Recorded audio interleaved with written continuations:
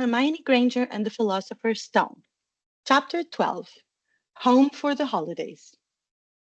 Christmas was coming. One morning in mid December, Hogwarts woke to find itself covered in several feet of snow. The lake froze solid, and the Weasley twins were punished for bewitching several snowballs so that they followed Quirrell around, bouncing off the back of his turban. The few owls that managed to battle their way through the stormy sky to deliver mail had to be nursed back to health by Hagrid before they could fly off again. No one could wait for the holidays to start. While the Gryffindor common room and the Great Hall had roaring fires, the drafty corridors had become icy, and a bitter wind rattled the windows in the classrooms. Worst of all were Professor Snape's classes down in the dungeons, where their breath rose in a mist before them, and they kept as close as possible to their hot cauldrons.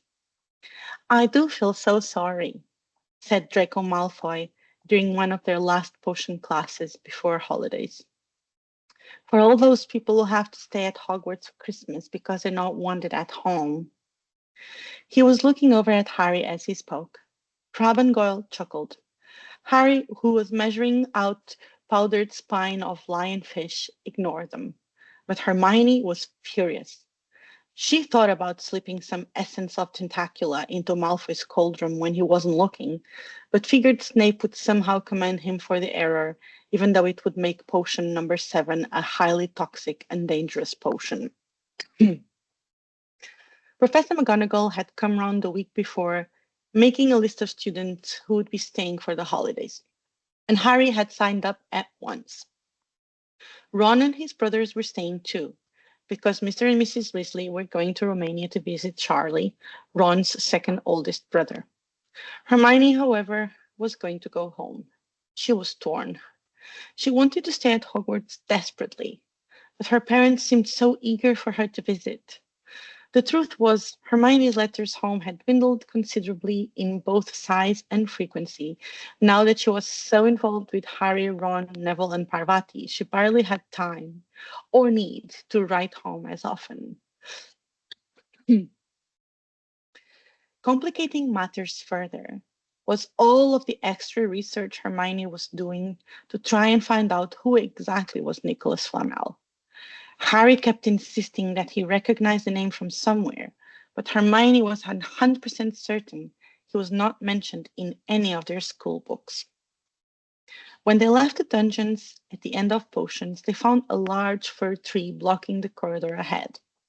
Two enormous feet sticking out at the bottom, and a loud puffing sound told them that Hagrid was behind it. "Hi, Hagrid. Want any help?"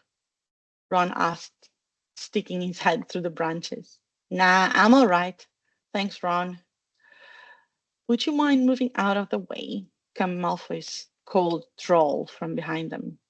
"Are you trying to earn some extra money, Weasley? Hoping to be gamekeeper yourself when you leave Hogwarts, I suppose? That hut of Hagrid's must seem like a palace compared to what your family's used to." Ron dived at Malfoy just as Snape came up the stairs. Hermione threw her hands over her mouth to stop herself from screaming. "Weasley!" Ron let go of the front of Malfoy's robes.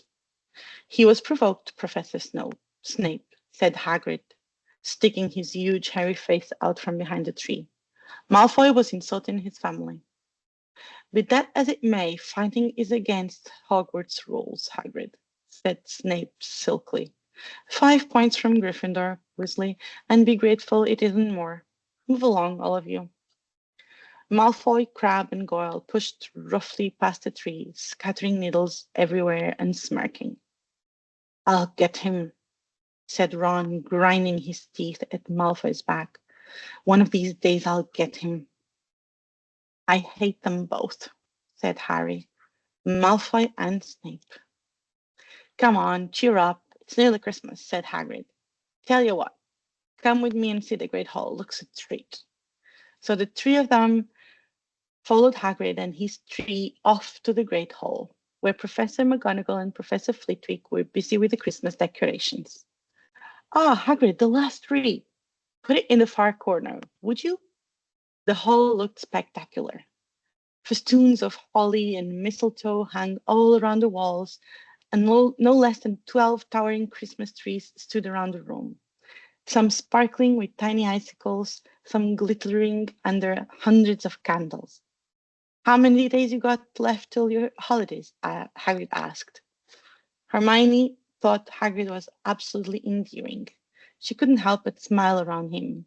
He had a heart of gold. Just one, said Hermione. And that reminds me, Harry, Ron, we've got half an hour before lunch. We should be in the library. Oh, yeah, you're right, said Ron, tearing away his eyes from Professor Flitwick, who had golden bubbles blossoming out of his wand and was trailing them over the branches of the new tree. The library? Said Hagrid, following them out of the hall. Just before the holidays? Be keen, aren't you? Oh, we're not working, Harry told him brightly.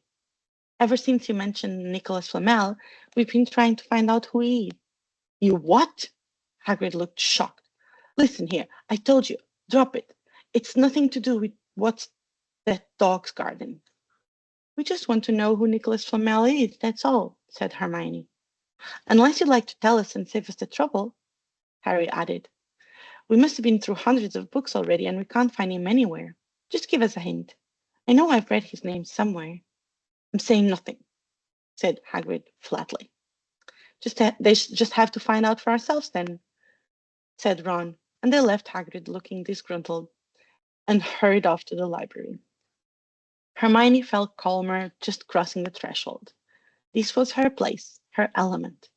Tens of thousands of books, thousands of shelves, hundreds of narrow rows. She was, however, getting more and more frustrated. No matter where they looked, they couldn't find any mention of Nicholas Flamel. He wasn't in great wizards of the 20th century or notable magical names of our time. He was missing too from important modern magical discoveries and a study of recent developments in wizardry. Hermione took out a list of subjects and titles she had decided to search, while Ron strode off down a row of books and started pulling them off the shelves at random. She wanted to tell him he should be more strategic, but decided it wasn't worth the effort. Harry wandered over to the restricted section. Unfortunately, he needed a specially signed note from one of the teachers to look in any of the restricted books. And Hermione was too paranoid to ask any of her professors, especially Professor McGonagall. These were the books containing powerful dark magic, never taught at Hogwarts, and only read by older students studying advanced defense against the dark arts. What are you looking for, boy? Nothing, said Harry. Madame Pince, the librarian, brandished a feathered duster at him. You'd better get out then. Go on, out. Being much more familiar with Madame Pince, Hermione had convinced Ron and Harry not to ask her directly where to find Flamel. She was convinced Madame Pince had a slight crush on Professor Snape and may tell him what they were up to in order to get closer to him. You will keep looking while I'm away, won't you? Said Hermione. And send me an owl if you find anything. And you could ask your parents if they know who Flamel is, said Ron. It would be safe to ask them. Very safe, as they're both dentists, winked Hermione. Dad's gonna love it, by the way, Ron said. Hermione smiled. She had just given Ron a little explanation of what a dentist was and had her parents send one of their introductory textbooks by Owl to give to Ron for his dad. Inspired by the Christmas magic, Hermione asked Professor McGonagall for help ordering gifts by Owl for all her friends. For Neville, she had ordered a small, pocket-sized notebook that Neville could use to write everything down so he could remember it, and maybe not find himself locked out of the common room. She performed an impervious charm on it to protect it from any clumsy accidents Neville may have with a notebook. For Parvati, Hermione bought a beautiful planner. She took the time to write out a suggested study plan for the holidays so Parvati could keep up and prepare for the spring. For Ron, Hermione wrote the paper for his dad and got the book, of course, But she also got him a box of Bertie Bott's every flavored beans. Because just like Ron, it was always unpredictable. He never knew what he was going to do or say. Finally, for Harry, a chocolate frog, so he'd have something for himself on Christmas. She had noticed his small collection of cards and hoped he'd get one he didn't already have. The day to leave for holidays came, and Hermione and Neville took the trip down to Hogsmeade Station together. The impressive Hogwarts Express stood before them, majestic as ever. Hermione started to get excited to see the snow-covered towns out the windows and happily boarded the train. The trip was spent discussing their various plans for the holidays and Christmas traditions. Hermione found it odd that Neville never mentioned his parents, but she didn't want to pry. She slipped her gift for Neville in his bag when he wasn't looking. She didn't want to watch him open it. She'd be too embarrassed. Instead, she wrote a little note inside so he'd know he was meant to have it. During the last hour of the train ride to King's Cross Station, Hermione put the final touches on the gifts for her parents. Bert absolutely hated to write anything down and had absolutely atrocious handwriting when he actually did. There were many times when Bert would bribe Hermione with a new book or some pocket money for school supplies to take down his dictations. She wondered how he had managed to do all of his charting while he was away from school. She couldn't quite afford to order a quick quotes quill from the catalog. She made herself a reminder in her journal to ask her parents for more money. So Hermione did some homework. A quick quotes quill wrote automatically as the subject speaks. She found a charm in the standard book of spells, grade 7, that did basically what a quick quotes quill did. It was pretty advanced magic, but after a few tries, Hermione was able to figure it out. She also performed a self-inking charm on it, so her dad wouldn't have to remember to keep dipping it. Her mom proved to be a bit more difficult to get a gift for. It was Ron, actually, who gave her the idea when they were talking about their family in the Gryffindor common room. Something about his surprise that their muggle pictures didn't move stuck. Parvati had a wizarding camera and agreed to take a picture of Hermione. Sorry. There was a lot of debate on what Hermione should do for the moving picture. Hermione suggested taking a picture of her studying, but Parvati convinced her to blow a kiss. Hermione thought it was a bit childish, but agreed anyways. As she watched herself blow a kiss inside the small locket she ordered, Hermione had to admit it was a great idea. Her mom was going to love it. She put an impervious charm on the locket as well, so it would never tarnish. Neville, who was surprisingly crafty, helped her to wrap the presents. They looked wonderful. The Hogwarts Express pulled into King's Cross Station, and Hermione followed the crowd out to the platform. She didn't yet see her parents, but she got to meet Neville's grandma, Augusta Longbottom. She was a very severe woman, but Hermione appreciated her straightforwardness. Hermione didn't see her parents anywhere. Neville offered to stay with her until they got there, but she told him it was okay. She took a seat on her trunk near the barrier wall. The platform was thinning out. Most people had already left, and Hermione was still there. The anxiety started creeping in. What if they had forgotten? What if they got into a car accident on the way to London? Hermione quickly pulled out her favorite book, Hogwarts, a History, and started thumbing through it. Wizards and witches cannot operate or disapparate to or from Hogwarts within the grounds. The ceiling of the Great Hall is bewitched to look like the outside sky. Hogwarts is hidden to muggles. If a muggle looks at it, they see an old ruin with a sign saying, "Danger, do not enter, unsafe." Boys are not allowed in the girls' dormitories. They try to enter, the stairs turn into a slide, and so on. "Excuse me, lass," said a voice. Hermione looked up. It was the Hogwarts Express conductor. He and Hermione were the only ones left on the platform. "Sorry, but you'll have to be heading out. We're about to shut down the platform. It's almost 8 p.m. Sure, sure, sorry. You have someone picking you up, don't you? Oh, yes, of course. The panic was almost at the surface. Are you all right? Yes, thank you. Hermione got up and heaved her trunk onto the trolley he had brought over for her. She didn't want him to see her cry. She ran at full speed through the barrier and didn't even look at her surroundings as she made a beeline for the main concourse. Hermione! She heard a voice, but it didn't register at first. Hermione, Hermione, wait!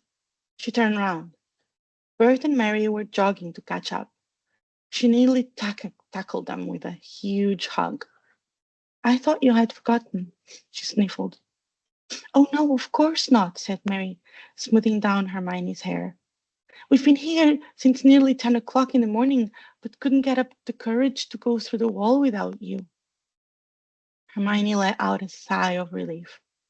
Welcome home, Hermione, Bert said. Hermione knew the Muggle world wasn't really home anymore, but she appreciated the sentiment as they walked out King's Cross Station together. Happy Christmas, Hermione.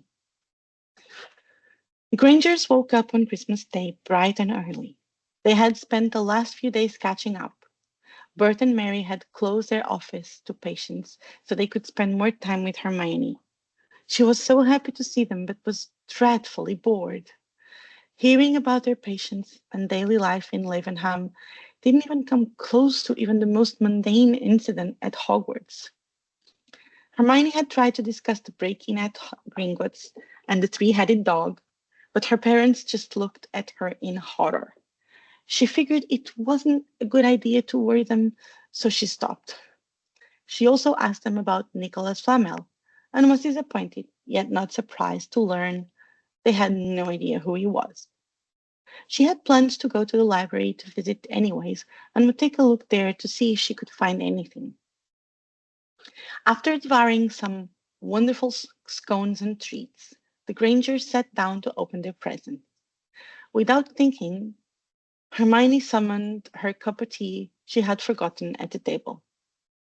Accio tea. She only realized her mistake when she saw her parents' shocked faces. Sorry, she said. She hoped, based on their shock, they wouldn't be terrified of their magical gifts. Bert and Mary were so excited when Hermione opened one of her gifts. It was a state-of-the-art, deluxe portable CD player and a few random CDs. Hermione didn't have the heart to tell them that according to Hogwarts history, all Muggle electronics wouldn't work on the school grounds. She smiled and said that she couldn't wait to listen to music with Parvati, and was shocked at how easily the lie came out. She had been hanging out with Harry and Ron too much, she thought. Hermione could barely contain her excitement as Bert carefully unwrapped his quill. It took a little bit for Bert to completely understand what it did, but when he did, he was thrilled. He kept turning his back, talking, and then whipping around to catch the quill in action. Being a scientist, of course, he had to test to see if the quill would write bad words or censor him if he swore. Mary and Hermione were in tears laughing. When he tried to think of the most difficult terms he could come up with to see if the quill would get them right, it did. Finally, he mixed the medical terms with cuss words to the same result. When Mary opened the locket, she burst into tears. She was flabbergasted by the magic of the photo and immediately put it on. This is the best present anyone has ever got me, Mary said, giving Hermione a hug. Hermione was so happy her parents loved her gifts. They spent the rest of the morning lounging about the living room, saying more random things for the quick quotes quill. And the sky turned from a bright gray filled with flecks of white snow to an inky clear blue. The Grangers sat down for a fantastic Christmas feast. Hermione couldn't help think of the feast Harry, Ron, and the rest of the Hogwarts students who stayed for the holidays were having. She wondered if it compared. The food at Hogwarts was absolutely wonderful. She had read in Hogwarts history most of the food was prepared by something called house elves, but she had yet to meet them. The next morning, Hermione woke up bright and early for a trip to the library. She was excited to see Mildred, the librarian, and hopefully find something about Nicholas Flamel. Her parents seemed slightly disappointed Hermione wasn't going to spend the day with them, but she promised them she'd be home in early afternoon. Walking through the town, Hermione tried to see the beauty in Lavenham, but everything just seemed so dull compared to the wizarding world. All of the buildings were weathered and tired. Everyone had dark clothes on instead of vivid robes. There was just no magic in the Muggle world. Walking into the library, however, still felt like magic. The musty smell of the books met Hermione like an old friend. The pale yellow faded walls may not have been as enchanting as the deep, rich browns of the Hogwarts library, but Hermione couldn't help but smile. Hermione! A voice called from the stacks. Happy Christmas! It's so wonderful to see you. Mildred emerged and gave Hermione a huge hug. How's Sherborne? Oh, it's wonderful. I'm learning loads. I'm surprised you're not teaching them. How have you been, Mildred? They spent a few minutes catching up. Hermione felt bad lying to Mildred, but there was no other option. I have an odd question I was hoping you could help me with. Have you ever heard of someone called Nicholas Flamel? Nicholas Flamel, you say? Can't say it sounds familiar, but let's check. Hermione and Mildred riffled through the card catalogs but came up empty. She knew it was a long shot, but was still disappointed. She couldn't help but count down the hours before she could get back to Hogwarts and continue her search. Hermione hated not knowing something. It was like a constant itch she couldn't reach. When Hermione got back home, Bert had set up the chessboard on their living room table. You said you wanted to practice, didn't you? Bert said.